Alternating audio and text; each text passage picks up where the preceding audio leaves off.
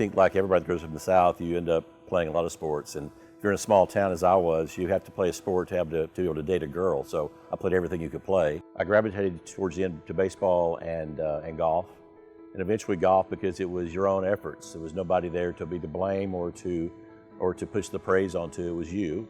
So you got a result one way or the other. So I think that was the main reason I liked it. And also, I had a couple of friends that played, so we were like the only guys in town that played golf, so we just hung out and did that.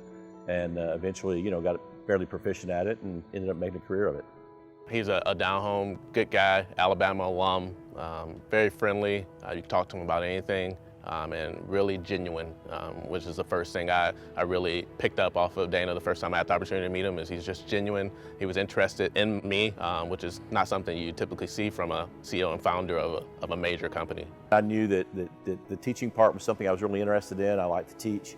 After I tried to play, then teaching was sort of the next best thing. So that's kind of my first initial interest.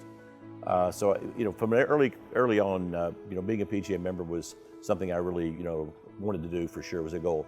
So originally, Troon Golf simply was a payroll company at first to absolve the risk of the ownership. Of course, today we own Troon North, but at that time we didn't. It was nothing but a payroll company.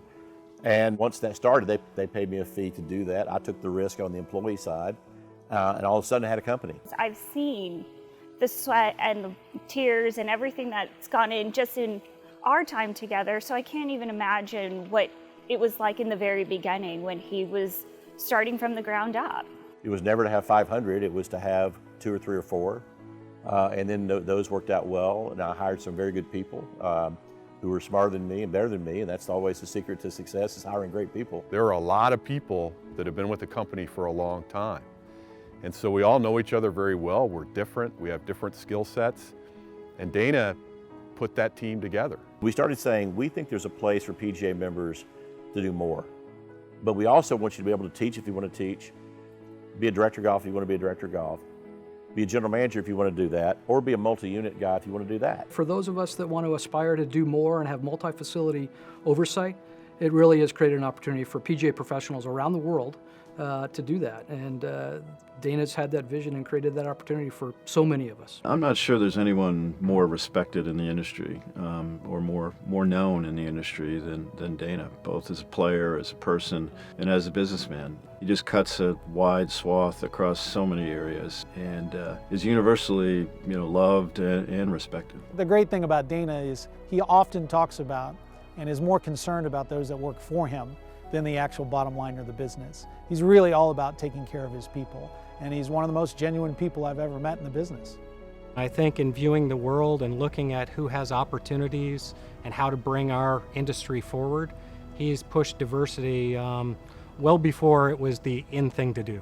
He's been instrumental. He's a trailblazer within the industry, first and foremost for us PGA professionals, creating a number of jobs in an industry that sometimes has been plagued for not having those opportunities. But more importantly for myself, he gave me my first opportunity at Troon North, our flagship facility, which I'm forever grateful.